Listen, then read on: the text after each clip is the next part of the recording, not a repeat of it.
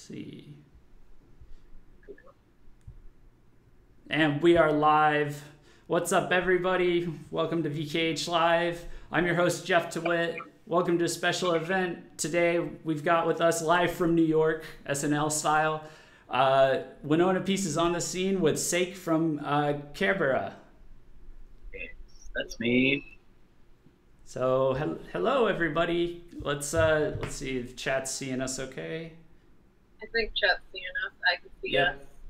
Yeah, I can hear us. I can go ahead and take this earbud out. I had it on my phone just to double check. But yeah, so welcome all, welcome one, welcome all. Just a quick clarification. It's just SEIKE tonight. ZAVE can't make it. I know we had that in the title. So, but we've got a lot of fun, chill questions. SEIKE and ZAVE were very kind enough to do an interview with us earlier, and now we're here on stream. We're just going to talk about some fun questions and hang out. So if you guys have any questions for him, feel free to leave them in the chat, and you know, we will get to them. But otherwise, enjoy the show and everything. So yeah, will be up in like a day, so look out for that. I'm gonna link it too. So. Awesome. So I guess the first question we'll start with for you, SEIKE, is what is the so you're in New York right now, right? How are you liking New York so far? Love New York. I would say like my favorite cities all around the world. I love Bangkok. I love Tokyo. But I would say after being in New York, I'd say New York has the best of both Bangkok and Tokyo. So right now, I haven't been here too long, but it's my favorite city in the entire fucking world. So I love it. It's so amazing here. Like it's alive in a way that not many cities are. I would say I'm from Sweden. We don't have any people there, so it's kind of dead, you know. Yeah. Yeah, but I love New York. I could move here actually. Really? Yes, Right. for real. Like I'm actually looking into it. I want to be here. Yeah, the real estate's really expensive, so good luck. Yeah, I know. I heard so. It's cool. Yeah, it's very. I had a very similar reaction as well. Like when I went the first time. Right.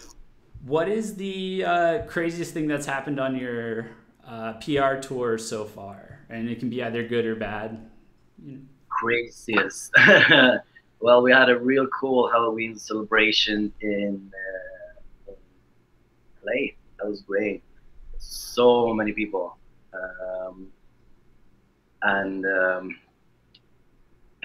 Yeah, but that was really cool. What's the place called? It was like a, you know, they closed off the whole street and people like, it was like a parade. It was really, really cool. So that's probably the crazy thing. We also got to meet our sponsors from Check the Guitars and Strymon. That was amazing.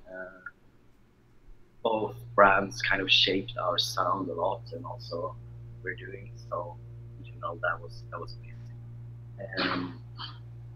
I don't know, nothing really crazy happened. Like, you know, like people died and shit. Nothing like that.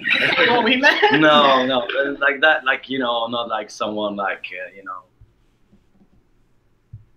I don't know, like nothing really like too out of the ordinary, but it was really like fun experience. Yeah, well, sometimes it's a relief that there's nothing too wild. I saw that you held Prince's custom made Yeah, guitar. that was amazing. That was cool. That was so you looked cool. really happy. Like, Yeah. Awesome.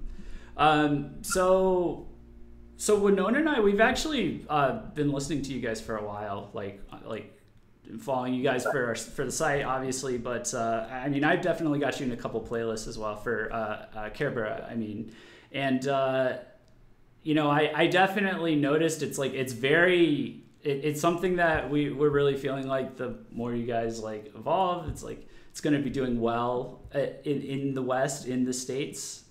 So I was wondering, at least that's like my prediction, I guess.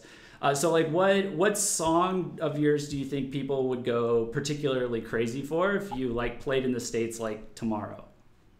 The new song that we read, like we're reading now, like we're writing, we're done with it now. It's a new song we did it together with Nick Sampson from I Am Abomination, his guitarist. Unreleased song. It's an unreleased song. But it's, I would say that's right now the most cool song. I also think Home Is Where I Don't Belong, our single that we released about a month ago. That's very catchy. We only got real good feedback on that one. And I think that one is also very easy to take to heart, so to say. Also, we do have a few songs that I like. The songs we released before were more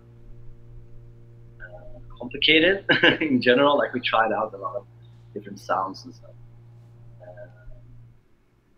So hard to say. Like I love all of our songs for sure. Like those two are the songs that I would say are. What songs need the most reaction from so far? Of course, the first song we released because people were really curious. People were really all over that song.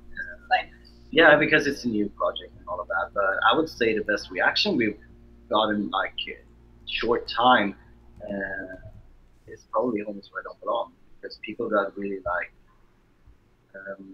That's the first song I've top lined. Like I started with a top line and then we wrote all the elements around it instead of the other way around. And I'm really. I used to write when I write songs. I've been really writing songs for other artists. I'm all into hooks and you know more. I think it's easier to make that kind of. My top lines, like they are very catchy. Yeah. I was actually gonna follow up with a question about that because I was gonna pick Home Is Where I Don't Belong as well. Yes. You guys really nailed, you guys really nailed like the catchiness in the chorus, but more impressively, especially as someone who's seen so many like especially US bands like just fail at this, like you guys really figured out how to switch into like the harder sound like coming out of the chorus. And I have a surprise. Yes, your boy came back from the dead. Don't say. Hello. Oh snap! Okay. We have ZAVE. Okay, he's alive. So how does it work then? Okay, we got you. So we have some people who are here in the chat.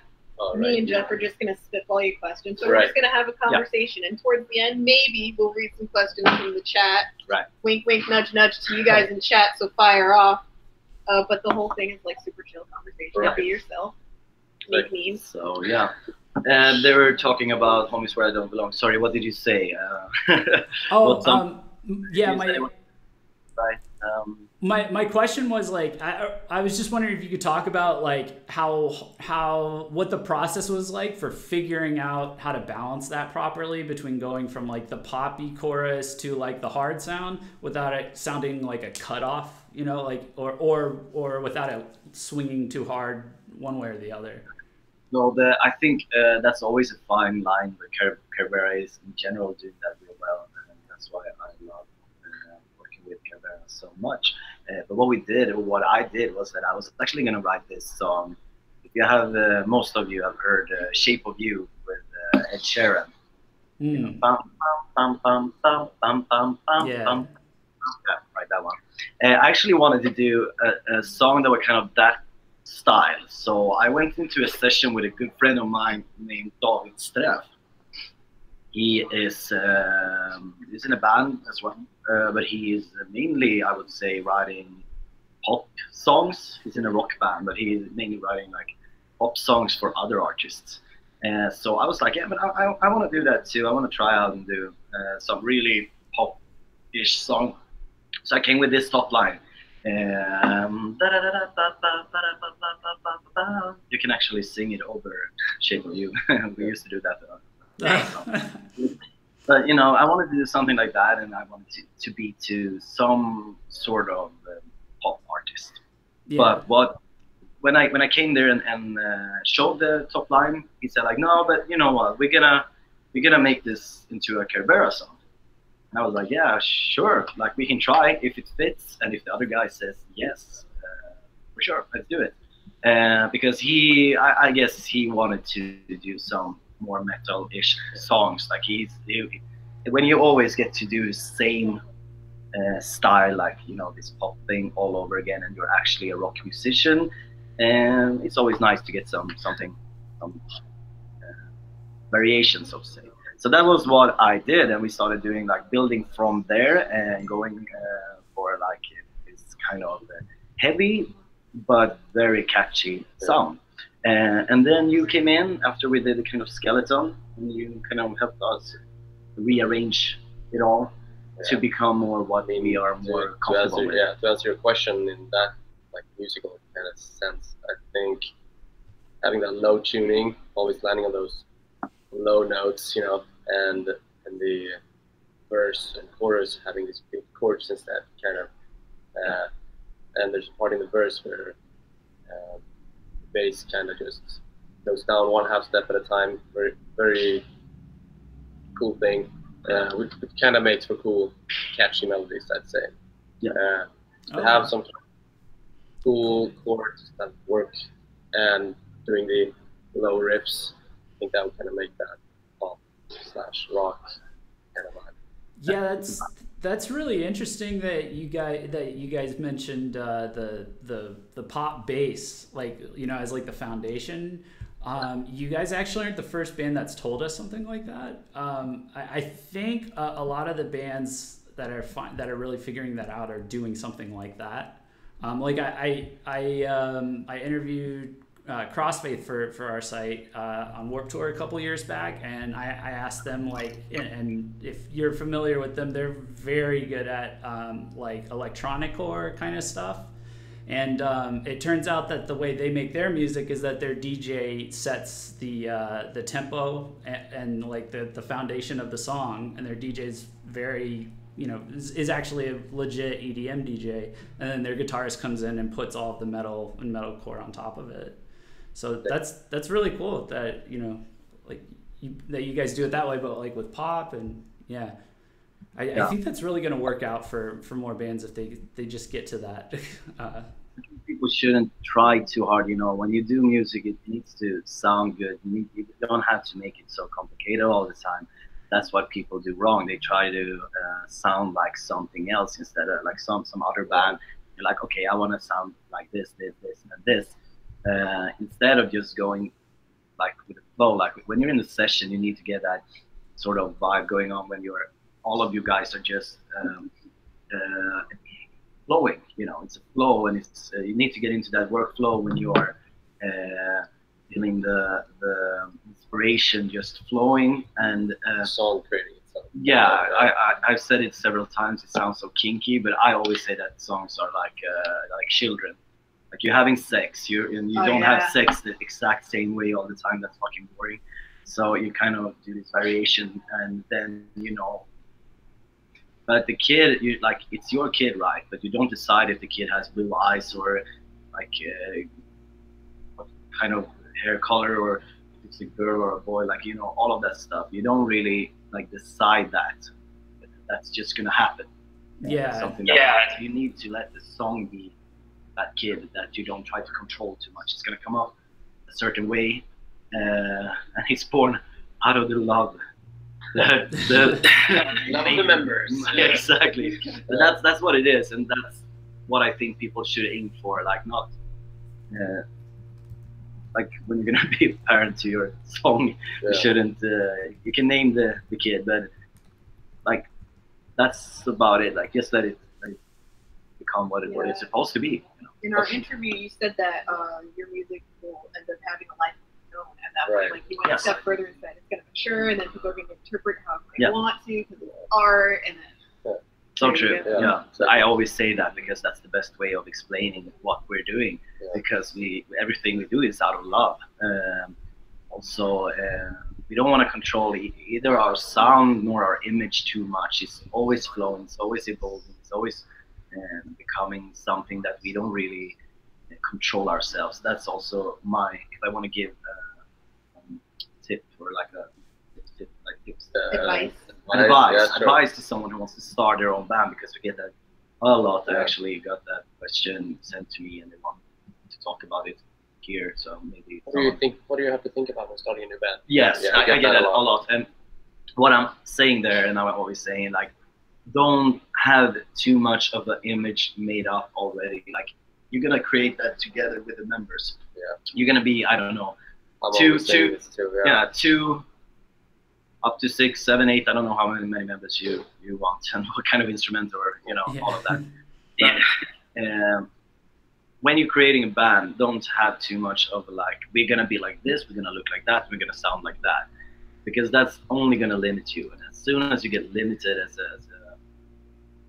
in general, like when you put up all these limits, when you start to limit yourself, you're gonna end up having a real hard time instead of doing something that you really love, and it's in the moment, and it's actually something that all of the members are creating together. And in the end, some member will feel very uncomfortable with it all and leave, or feel like, okay, this wasn't really my thing, or someone like you will start fighting instead of just being like, okay, what do you like? And what do I like? Can we combine that somehow and do something that is fun and cool? And if both of us doesn't have this, like let's say us, he has his inspirations, I have mine. We kind of have this few that are the same, such as Muse. Both of us love Hans Zimmer, stuff like that. Is that something that we could put into what we're doing? Can we get some inspiration from that? Both of us love harmonies. We love harmonies. I've been listening to Beatles and bands like Queen and all of those sort of bands that are very good with using harmonies in general. And you love that as well. And that's something that we want to put into our songs all the time. It kind of gets there anyway without us saying, oh, we need to put that in there. Yeah, it's just like natural. Yeah, it's kind of natural. And I kind of think that's what makes a good band. Without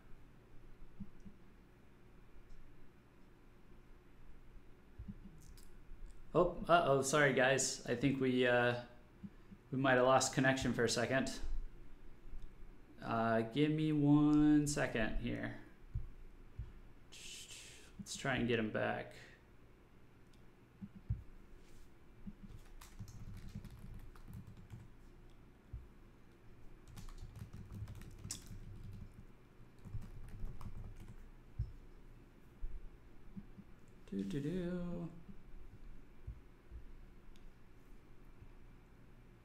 Shut this gonna Oh, okay, there we are. We're back.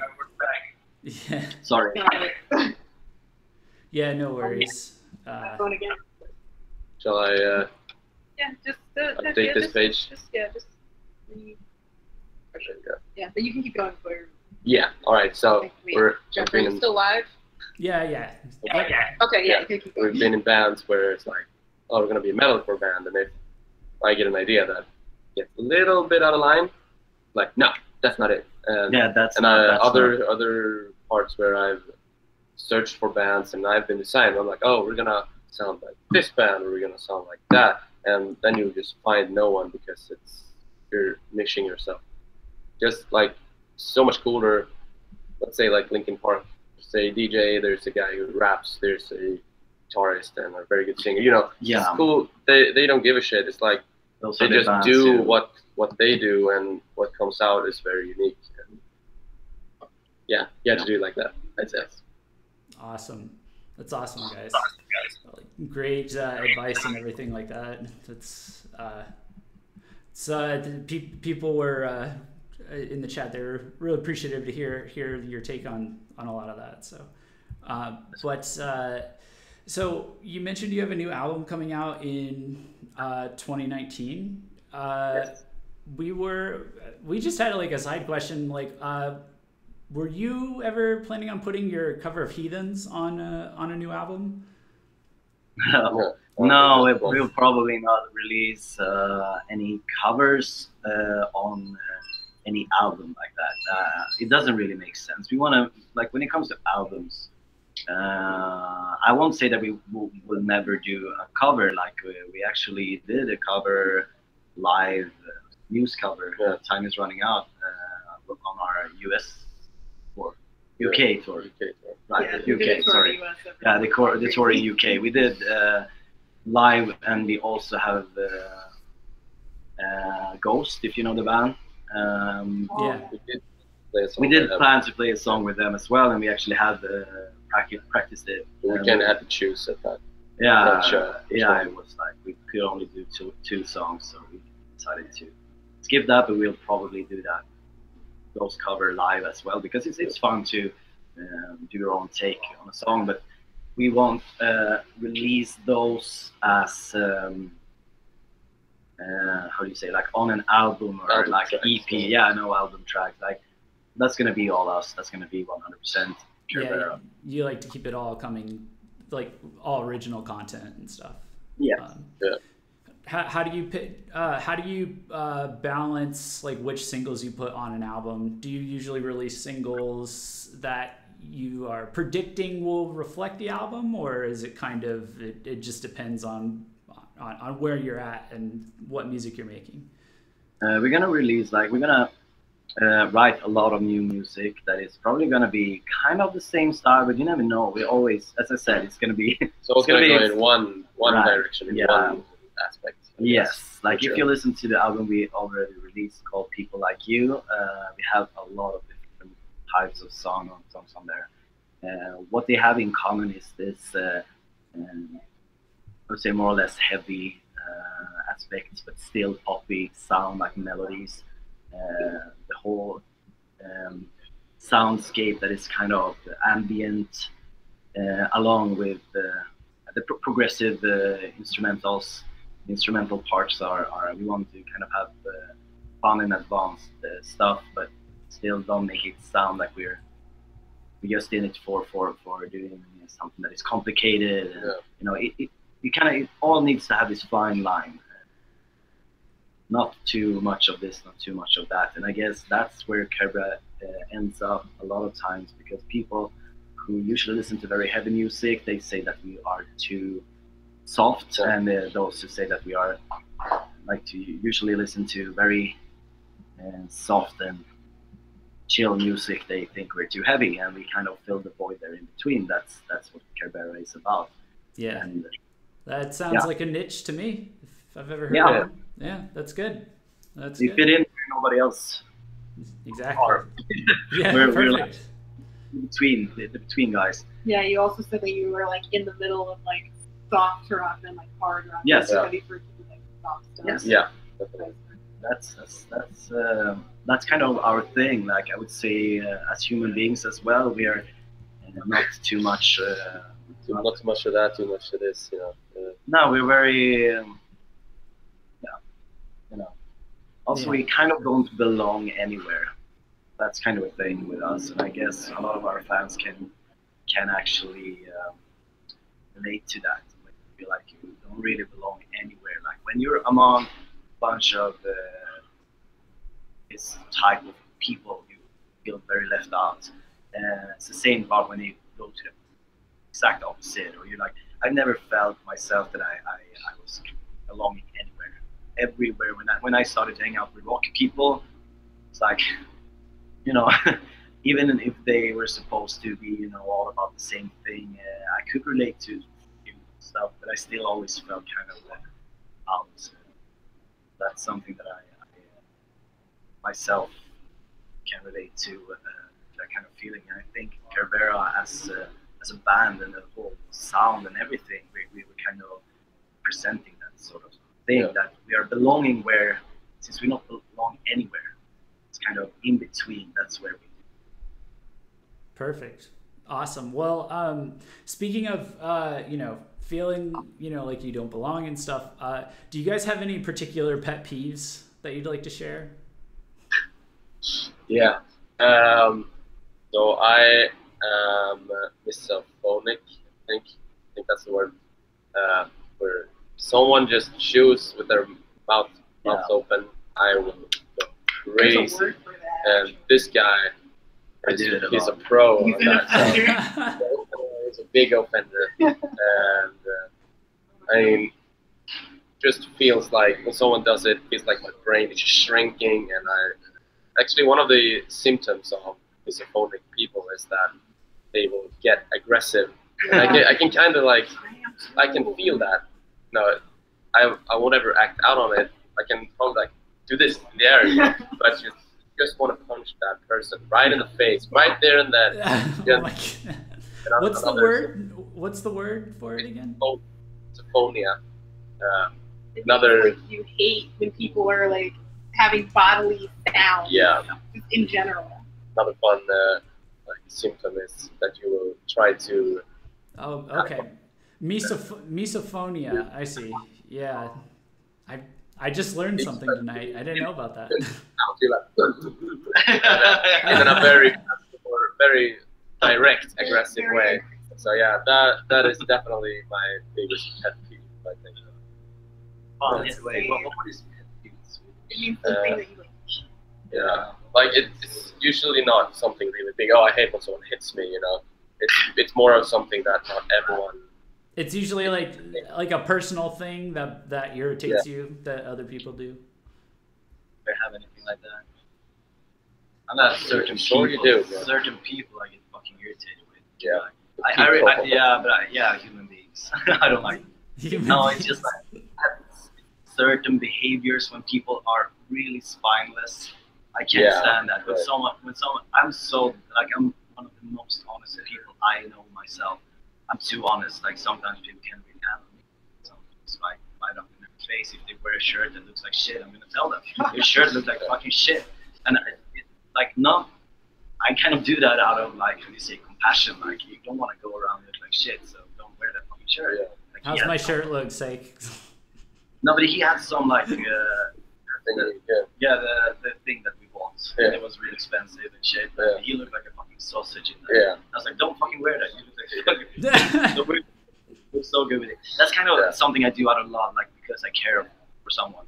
If I don't care about them, it doesn't really bother me. But you know, certain behaviors that certain people have when they're, you know, I just can get spineless is a very spineless. Good, yeah, very when you're word. spineless, when I tell them like, what the fuck, what are you doing? Because I'm always so direct that if someone is doing something towards me that I don't like, I would tell them like, okay, seriously, you're bothering me. Like, what is your problem? Yeah, I mean, if we were like, say us three, you know, or us, and we are fighting about, we should have red shoes, and you say we should have blue shoes. Yeah. And third person is like, oh no, I don't want to get in between. I'm like, I'd rather have you agree with him so we get somewhere. Yeah. Instead of being like, you know they're kind of like walking on. Yeah. They're like around, like, they're so afraid to offend. They're so afraid to, you know, just fucking offend me. The world is not gonna fucking end because I get offended by something or sad or like irritated or angry. Then we can fight about it and it's gonna be over. We just leave it in the past. You know, that's how you kind of get to know someone. That's how we work. Yeah, we work like that. Like if you want to get to know someone, you need to be able to make that person feel comfortable. Yeah. You need to be uncomfortable to actually getting somewhere in your life. You need to feel. In order to think, you have to risk being offensive. Yes, that's also a thing. Like, I think I know that quote. That's cool. Yeah. It's just I think I've heard that quote. Yeah. I don't be able to think. I thought it was really great. So. Yeah. I stole it completely. Yeah, but it's so, the thing is, like, when it comes to human beings, I just feel a lot of times like since I'm so honest myself, other people are kind of afraid of me. A lot of they're fucking terrified. Like some people say, and I've had so many people speak shit about me. And the community at home in Sweden is pretty small. And everybody's like really pissy about everything because they get to hear their own problems right to their face, and people can't handle that. A lot of times you just go to them and say like, okay, but I think like you're like this, and this, and I don't like it. I don't appreciate you as a human being. So let's not fucking hang out. Let's not pretend that we're friends or pretend that we're okay with each other because I don't like you. And then they get all this like You're like, you don't like me. Yeah, but it's like I don't have to like you. You don't have to like me. A lot of people hate me. I understand why. Sometimes I hate me too. You are a very like I'm not hard. honest person. That will be the like results. But that's the worst part, because a lot of people say about like behind my back that I am like, why he's so false. I'm like, okay, at least come up with something that is true. That is like, he is ugly. Okay, you can have that opinion. You can say that I'm false because I'm not. That's just not. We get a lot of rumors. Yeah, stuff like that. But like, I guess that happens when you're doing something, when you're focusing on what you love, when you're doing something, actually getting somewhere because you put all the focus there. I guess that's something that a lot of people can't handle. Yeah, because they're gonna get irritated because the fun thing is that we are focusing on ourselves. I'm mostly all about me, and that sounds egoistic, but it's not like that. It's that I care about other people too, of course. But I won't put unnecessary energy into something that will not give me something back in any way. So I focus on what I love. I focus on what I care about. I focus on, for example, my fans. I put so much time on people surrounding us because we love everybody who's all around what we're doing. But I'm not going to put any effort or energy into someone who's a fucking piece of shit. That's spineless. Yeah, spineless. Yeah. Spineless people. Yeah. Like, no way. And the thing is, Excellent. they're kind of not succeeding with their life because they put so much time into other people's lives, such as me. Like, they put their whole life is all about like me or other people, and that's why they don't succeed. They're kind of going in circles. So that's something that I hate. That's something, when I see that kind of behavior, that's something I can't stand. That was a long answer to your No, question. I loved it. You snapped for a second. You went on a great rant there. That was wonderful. Rants are very, very welcome here and frequently requested by viewers. So perfect. I'll just ask you guys a couple more questions, and then we got questions in chat, and some of your fans asked you some questions on Instagram.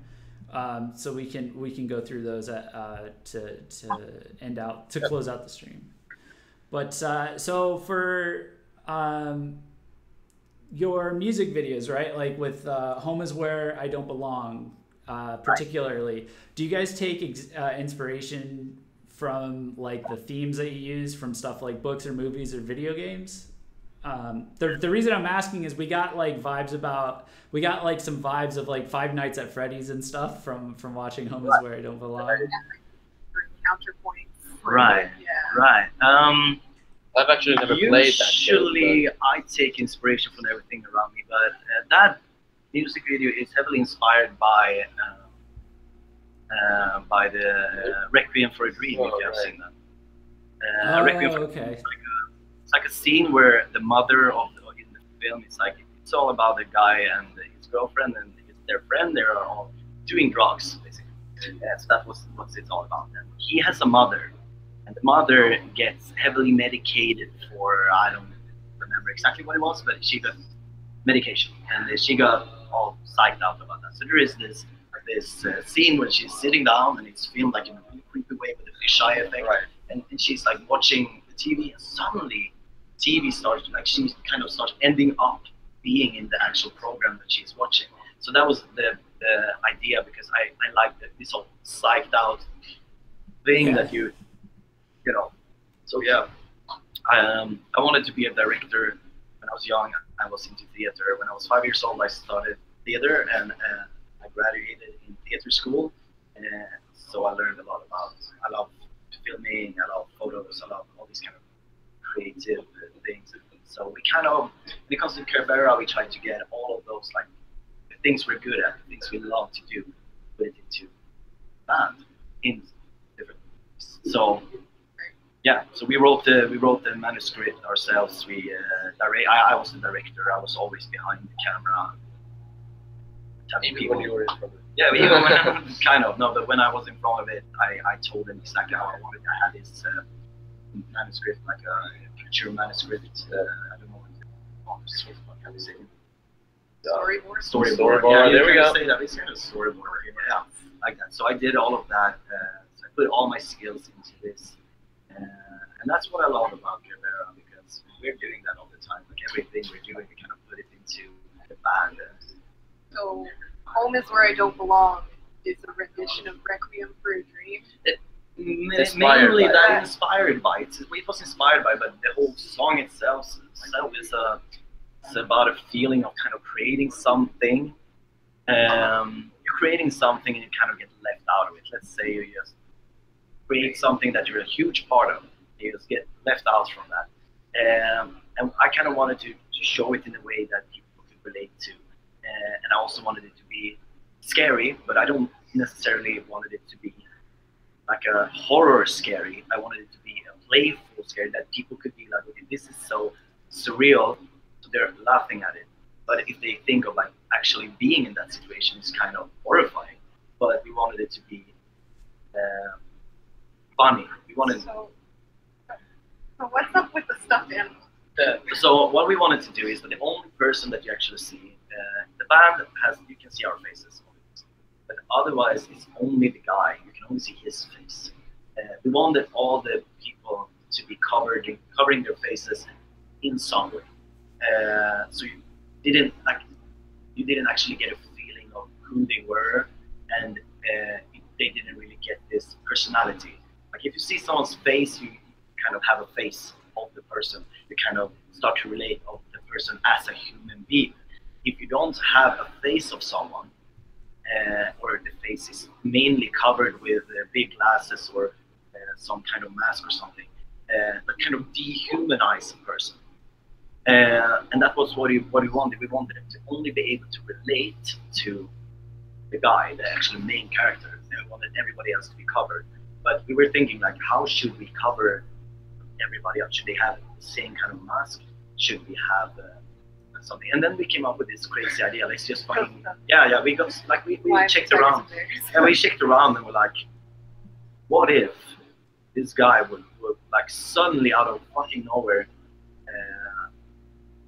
a bunch of people just fucking run into his house and just start to live in it and start to have a fucking party. Let's say you're at home chilling, you get home from work, and suddenly out of fucking nowhere someone is banging at the door and you're opening up and everybody just run in and they just start to live there. How would you feel? What is the feeling there? Like someone is in your house, kind of shutting you out from your own house, because he ends up in the TV and starts to end up in a situation he's not comfortable with in any way, and he's so psyched out. He has no idea what's going on, and everybody's just happy and having fun around him, and he's just, what the fuck? And that's something that I can feel that's also, we come back to the thing with that you don't feel like you belong, you don't feel like you're secure or safe. That's a very literal way of saying yes. So let's say you have your house. That's where you're supposed to be home. That's your home is where you're the most safe. It was a word play with saying home is where the heart is. But I started feeling like that, because that's what you say, like where your heart is what you call home, and that's where home is the word for being secure, and it's going to be something positive. But we kind of wanted it to be. In the beginning, you can actually see a drawing made by a kid, and it says to dad, and you can see the main character, like very sad. He looks very angry, and then you have this little bunny there being very happy. And we want to take on, like, you can kind of take that very deep. Like, is he the father? Is he the kid? You see what happened to the kid? Start to ask all these questions. Where's the mother? What happened? Does the rabbit in some way? So, like, is the rabbit the kid dressed up? We have all these questions, and that's something we do a lot in Kerbera. We don't tell exactly what we need, because we have a meaning behind it, and it's very clear. But we don't point it out. We kind of make it a very open thing for everybody to look at, listen to, and kind of get their own feeling and put their own imagination in there. And okay. That's pretty funny, because one of the questions in chat was someone was dying to know who was in the rabbit suit. So who is that? People in the bunny suit is our manager. Oh, okay. That's the actual person, because he always said, I want to be a big part in your music video somehow. And I was like, yeah, sure, we need to make that happen. So he got to play the money. Oh, there you go. What's up with the lipstick rabbit?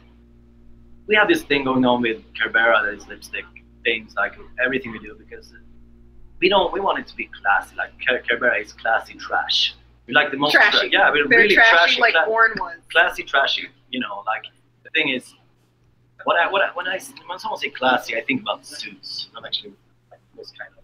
I think about suits. I think about this well-dressed person. When it comes so you're to living it right now. Yeah. Well, and then I have this trash over ripped jeans. There you go. Like trashy jeans. No, but you know, I kind of always mix those two, because I adore classy style, like very well dressed things. But I also like when it's trashy, like really trashy. And to combine that's aesthetically something that I enjoy. So also I love androgenic stuff. That's what got me into Visual K from the beginning. That genre felt like it was made for me, because I always loved the aesthetics of Boy George, and I was very much into him, and of course David Bowie, all those kind of characters. But then we got this, like, I always, when I was young, I was called like I'm a fucking faggot, and I'm a fucking girl, and I'm like it would be something negative to be homosexual woman. I don't know what. But the thing is, I kind of embraced that, because then I found Visual K, and what Visual K became for me was like, here's this place where I can be girly and feminine without actually being seen as girly or feminine. It's actually a style. It's something that people will never question your sexuality in Visual K that way. They are very much manly men who are respected for how they look. Well, while we in the West can look at them and be like, okay, is this a girl, is this a boy, but what's going on? That's why Westerners get amazed by Visual K, and that's where my heart lies, in Visual K, because it's so theatrical, like theatrical. I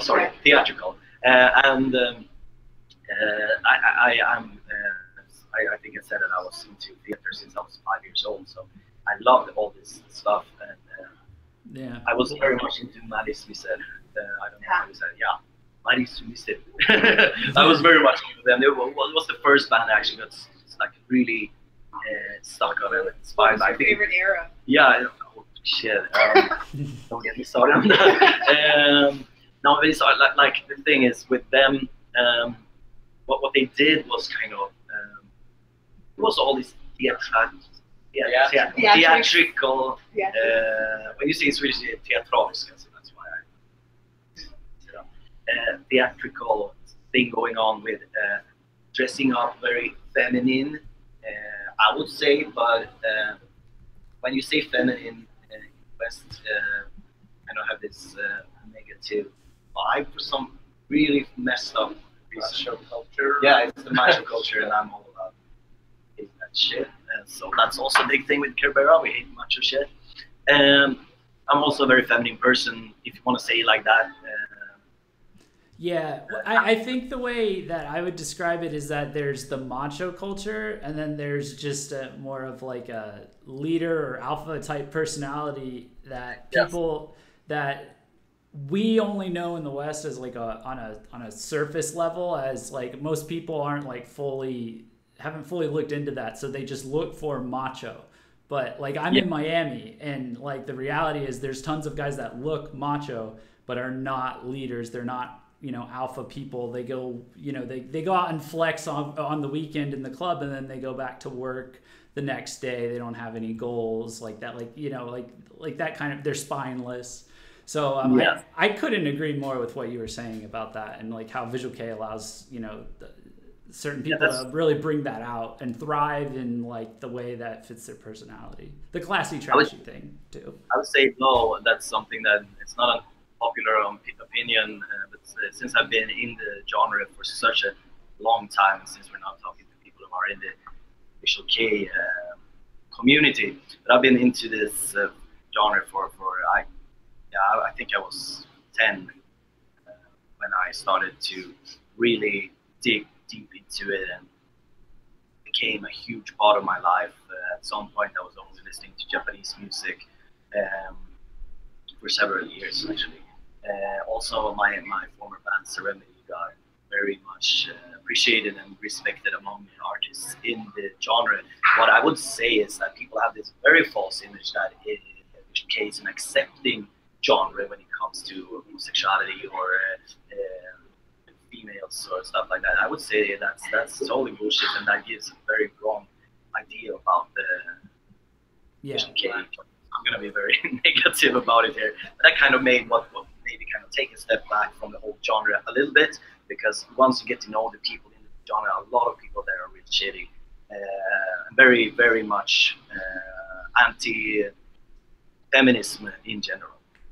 Yeah, it's very interesting because it's like it's very different from our culture, because like on the one hand, there's no labels, and I can see huge benefits to that in terms of it just being visual K culture as opposed to straight visual K culture and gay visual K culture, that kind of a thing. But then on the other hand, because of that, you know, if it does happen to turn out like how it has, which is that it's just male dominated, and then they've just because they have makeup on doesn't mean that there's still not like, you know, bad ideas going on. Yes, it just comes to the way how they treat women in general in Japan. I wouldn't say, like, I'm from Sweden. We are a very, very progressed country when it comes to feminism. Like, we are one of the most feminist countries in the entire world, I would say. So for me, it's such a huge difference, and I don't really feel comfortable a lot of times with all the racism and stuff like that is going on in Japan. I love the country to bits. It's more or less like when I come there, I kind of feel like home in a way, especially in Tokyo, since I've been there so much. I think it's up to 20 plus times, and I usually stay about a month or two when I'm there. So I've been traveling back and forth to Japan since I was 16, and now I'm 27. Soon I'm gonna be 28. So it's a long time. You're young. Yeah, I'm young, but you know, it's a long time that I've been into the genre and also being in Japan and seeing all the progress going on there. But it kind of made me, at a point, it kind of made me a little bit tired of it all. I wanted to try something new, and I wanted to try doing something else. So that's where Kerbera comes in. We did a tour in Japan, but our main focus right now is going to be US. We still have all our contacts in Japan, and we are going to go there. They ask us all the time if we want to go and have a tour and stuff like that. But when it makes sense, we're going to go there. Yeah, you also said in the interview that the US was your end game. You always wanted to come. Yeah, because US is big, and you have all these different things going on, and I've as a person, like with the other guys, they're more into the US genre, like the rock genre scene, and I'm the only one who actually have a background in the Japanese style, so it makes more sense in every way. And also, I kind of a little bit feel like been there, done that. I've done both like Cure Festival, and I did back in the days V-Rock Festival. So I kind of did the big things to do in visual K genre there. I would love to step up that game and actually go for the rock genre, the general rock genre, when we have One OK Rock, and we have, as you said, Crossfaith. What's it called? Rain something. Rain. Cold Rain, yeah. Cold Rain. Oh, Cold Rain. Cold Rain, yeah. I love those, and it's such a good match for us actually, that they are starting to looking like all those bands are doing really well. So that's kind of where we're gonna try to head next. That's something I would like to do. That's something that is kind of the next thing for us. We're gonna talk a little bit about Japan and visual K. So I kind of want to still have my roots in visual K, because I'm always going to go for the whole androgynous thing. That's nothing that's going to change anytime soon. We actually got into this when we talked about the lipstick and the rabbit. Yeah. Well, it's beautiful, because it's like you're answering a ton of questions we had just through the natural conversation. Yeah. So Perfect. Yes. I'll be right back. So yeah, okay, he will be right back. So when it comes to the rabbits, yeah, welcome. So when it comes to rabbit, why it has lipstick, it's because Kerbera has this lipstick thing going on. It represents this whole classy but trashy. So our style is actually classy trash. And the rabbit, the rabbit is, you know, he has the. Some people will say that, oh shit, is it blood? And they might, if so, it makes it scary in a way. But it actually represents the whole thing that Kerbera is with the whole androgynous thing going on.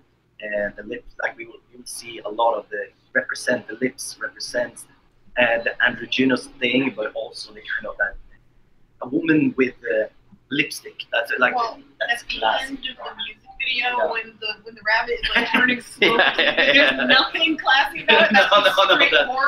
Nothing feminine. I was like, is he gonna eat him? Is I really thought but you never know. You never know. Like the thing is, you don't know what the rabbit is gonna do because he's been this real playful, happy-go-lucky thing. Dude, he's scary. He's scary as fuck, but he's still cute and he still has this lipstick. And you see him and he's all like happy and dancing, and he's a cute, happy mascot. Well, I'll throw this. I'll throw this in here since it was a question from chat. But there's a guy in here. He's just called WWE fan. He asked, "What was the song Lipstick Tonic about, and what was the meaning behind it?" Now I've heard that song and seen that video. So would you say? Is it fair to say that that's a celebration of that concept? In a way, yes. It's all about actually me and our former bassist who was singing with us a lot, named Freddie Hale.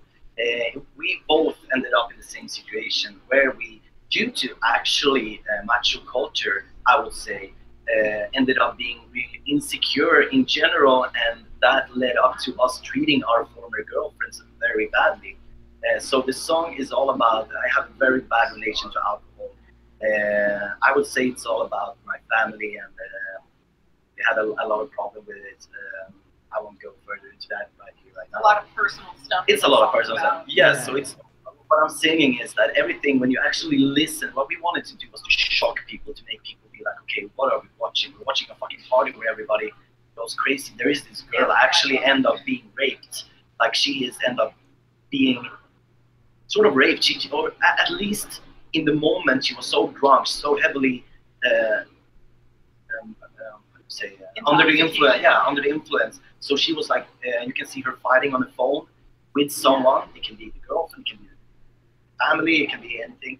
She's talking to someone, hangs up, throwing the fucking phone in a glass of beer, like fuck this shit. And she just, there is this guy approaching her in the video. He's all over her, and she's like, no, I don't want to. But then suddenly she just like, fuck it. She loses all her self-respect. She doesn't want that. She's not happy with it. The music starts with her. It's a huge problem that we see today, because people get under the influence and then they do stupid shit they regret so bad. And I did that too. I actually ended up sleeping with a lot of girls just because I tried to fill some kind of void. We used the girl here just to portray a more common problem, because girls usually get taken advantage of in that situation compared to guys. And also girls have this stigma, no, I don't know, but that they get judged in another way. If a guy has sex, everybody's, oh yeah, you're the king. Yeah, and they get slut shamed, and that's the thing. So that's why we wanted to put a girl there, because we wanted people to see, kind of acknowledge a really huge problem and why it happens. And a lot of people ended up writing exactly what we wanted them. They got really irritated and they started to fight in the chat, and that Kerbera does that a lot. Make people irritated. We kind of give polarize. Yeah, we do emotionally, like people like, okay, this video is actually about the girl being raped. What the fuck, you're fucking stupid. Doing promoting drugs. We also have an ex-addict girl that she's actually was really heavily addicted to drugs. She brought her equipment. Real quick, you're saying that you aren't actually. No. Like you're denouncing that you're doing it, but this is just an example of what something's fighting about. But the thing is, what happened is that we had a girl in the video. She brought her equipment, drug equipment, and used it, but it was water inside. But she uses it for real. It was songwriting, but it was like fake drugs, like it was poorly, but she did it for real. Like she was used. Like what we wanted to show, what we're singing in the is the whole lyrics is about like we're on the top as we sing. We're on the top when we forget. We're on the top of living when we're on top of all regrets. You know, it's saying like back and forth, like you feel so happy when you're on drugs. You feel so good when you're drinking. You feel so you're high. Yeah, you're high. But when you come down from that shit, what I said, I also say in the lyrics, this is just the beginning. It is the start of the change when we realize the sacrifices we have to make. So we have to make like sacrifice. We have to sacrifice a lot to kind of realize that what we're doing, even if it makes us feel happy, is good in the end. It's actually something that is good, you know. So Lipstick Tonic is a really, really deep song, and why we choose, like, not necessarily the best song we have, but what we wanted to do was to make people, when they look at the video, they're gonna get, I want to be at that party. I would love to be at the party. But also at the same time, everything we're singing is don't fucking do it. Say, do it if you're gonna do it. You have to do it with respect to yourself. You have to be very conscious about what you're doing. You can't just go there and you're gonna fuck everything up. What we did, like I hurt my ex-girlfriend a lot. Same way, like I lost her, but I learned a lot from it, of course. But I kind of wanted to show people, of course, we're not promoting that shit. If you look at the video, it looks like I'm sitting there representing this guy. Like I have two girls on my arms and kiss marks all over me. But while singing, it's like now you see me. So actually, I came home at one point to my ex-girlfriend, all fucked up, and I had obviously been with someone else. And I said, now you see me, you see my lipstick covered face. I didn't put it on, and it ended up there by mistake. Like, oh shit, it must have been someone passing by and I got it on my face. Well, you know, all these fucking lies. Like, I never did that. I never lied actually for real, but that's what I wanted to do, because when I saw the look on her face when she's like, okay, he did it again, it broke my heart. Yeah, the disappointment. So I never actually, I always told her, she knew every time, and she kind of forgave me every time. That was fucked up. Like, I have no idea why she did that. That hurted her so bad. Like, it was not okay. And I wanted to put that down. But what I said was, I think a lot of people, when they end up doing that kind of stuff, they actually do lie. They do lie to their partner and say like, no, I didn't do it. Or I don't do like you know, stuff like that.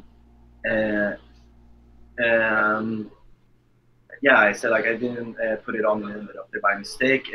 Then I said, don't look at me, just look away. And I said like, I'm not to blame, so disengaged. It felt like such a good idea yesterday. And that's something I can relate to so much. Like yesterday, that was, you know, I wanted to do that. I was so into it. But now I'm like, I can't even recognize myself when I think about that. Like, how can I even think like that? And that fucking anxiety that you feel after you wake up and suddenly realize that you fucked everything up. Like you didn't appreciate what you had. And that's what the song is about. So we're kind of doing everything in the video when we're singing. We kind of portray everything that we don't like, that we're not okay with, that we, you know, becoming what you hate. Yes, and that's what it is about that, like Lipstick Tonic. It's what the actual word is that you're kissing someone with lipstick. You create this tonic, like this. Yeah. The thing that you wear. Yeah. Yeah. So it's like a mix, like you yeah, and it's a really deep song. So that's why we decided to make a whole video about it and be very. Yeah, people loves it. Like we've got so much good response on that video, so I really understand why people like it. Yeah, well, with we should all our friends. We're like, okay, it's gonna this huge party. I think it was up to about 300 people there. Yeah. We were just like, get your fucking asses over here and party. It's like, but yeah, that was what we did. We always try to include as many people as possible into our stuff. because we love creative people. Yeah. Yeah. That's yeah, with so many layers and everything, I can see why that's gotten the response it has, the lipstick tonic. Okay, so we need to go ahead and end soon so we don't run too late, but there's a few questions from chat and then on Instagram that I wanted to kind of run through real quick. Maybe we can do them kind of rapid fire just from the fans. So if I don't get to you guys, I apologize, but I got as many as I could.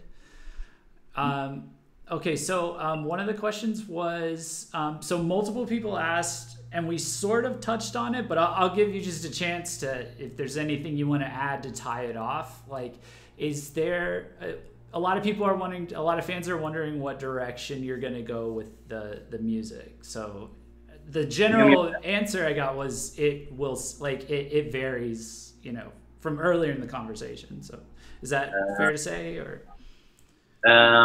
I kind of think it's going to be a little more heavy. Like, let's say the instrumental parts, we're going for a little bit heavy stuff. I love to scream, so I'm actually going to do that a little bit more.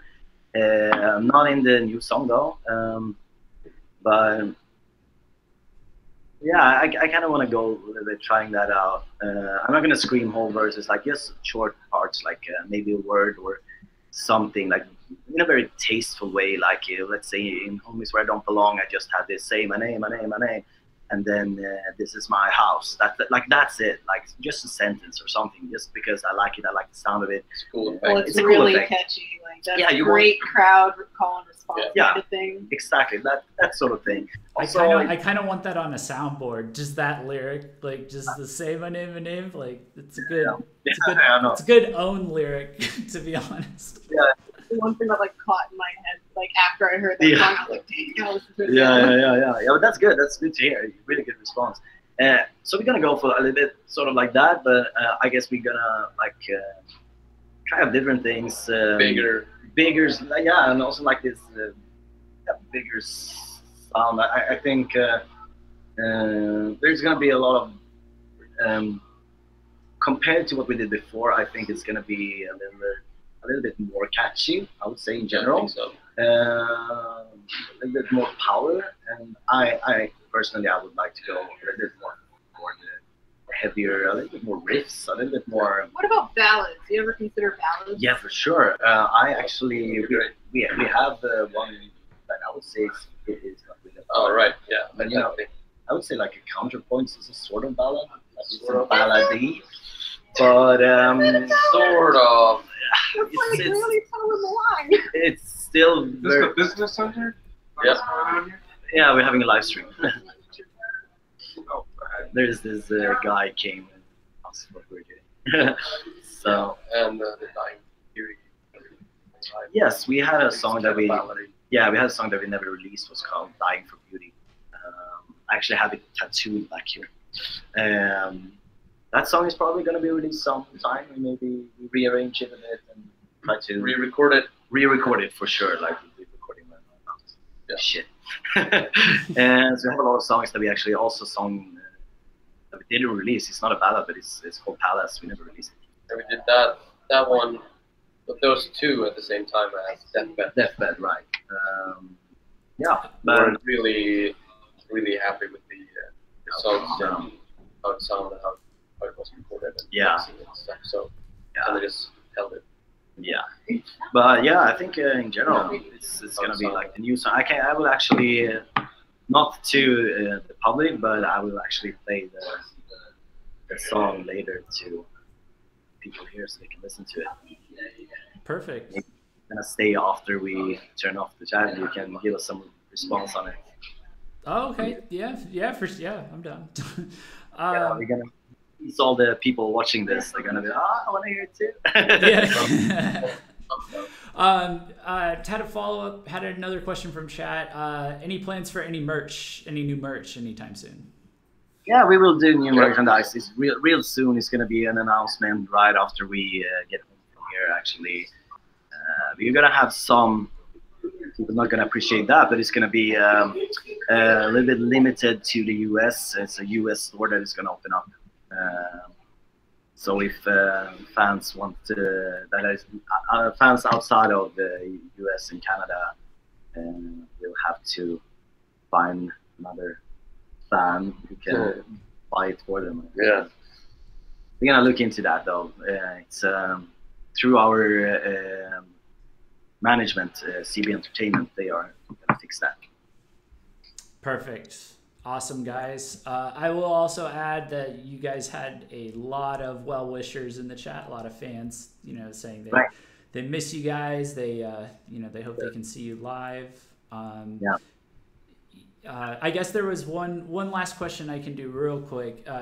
Are there any plans to do any tours in the or to do any shows in the EU, in any of the other countries in the EU? Yeah, but we can't really talk about it. Like, it's still in the planning. Like, we're planning tours and shows, and we get all these opportunities coming up. But we will never talk about it or announce something before it's actually booked and the show is okay with us talking openly. But we already have dates planned, and a few of them are booked. But we can't tell anything until all the contracts are written and stuff like that. You know, so but it's gonna be like we're gonna be way more active in general, like playing live shows and doing events and meeting fans. So that's what we're all about. That's what we want to do. So. Perfect. Well, I think we've come to the end of this hangout, but thank you so much, guys, for coming on stream and hanging out. It's a lot of fun, and everybody really seems to enjoy it so far. What? Not gonna thank me, Jeff. Thank you, Winona. Thank gosh. Yeah, thank you for being in New York, for being our boy on the scene, live on the scene. So I see someone wrote here that after they turn 18, after they graduate, they're gonna tattoo our logo. That's amazing. Thank you so much. That's epic. That's epic. Oh wow! Yeah, that just came in. Yep, that's dope. Well, we'll go ahead and close it out now. Thank you everybody who's watching. I've been putting Kerbera's links in the chat. So those of you watching right now, make sure you you check out their music if you're new, or you check out their merch, buy some merch if if you see something you like there. If you enjoyed this stream, share it with your friends, hit like and subscribe. Make sure you subscribe to Kerbera's channel as well. Anybody watching in the future, I'll have links in the description to all of Kerbera's stuff, so just look down there. And if you guys if you're new to us, we're VKH Press. This is our channel. Feel free to subscribe. Check out our main website, which is vkh-press.com. We also have what was that? Like, share, subscribe. Yeah, like, share. I'm trying to do it as non-YouTuber as possible, but it always comes out YouTuber.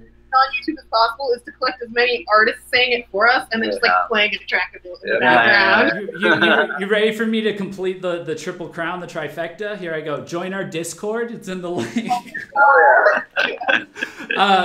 We do have a Discord for Visual K and J-Rock fans where you can go channel by channel and chat with other fans about different artists. Kerbera's in there. The channel, we have a channel for Kerbera in there. We've introduced them and everything. So. All right, we'll have these guys in the Discord. Yeah. And chat with them. We'll for sure. To them. Okay. Yeah. Perfect. Yeah. I'll send you the link for sure. Well, with all that out of the way, we'll go ahead and sign off. Thanks one more time, guys. Thank you, chat. Yeah. And we will talk to you guys later. Bye. Bye.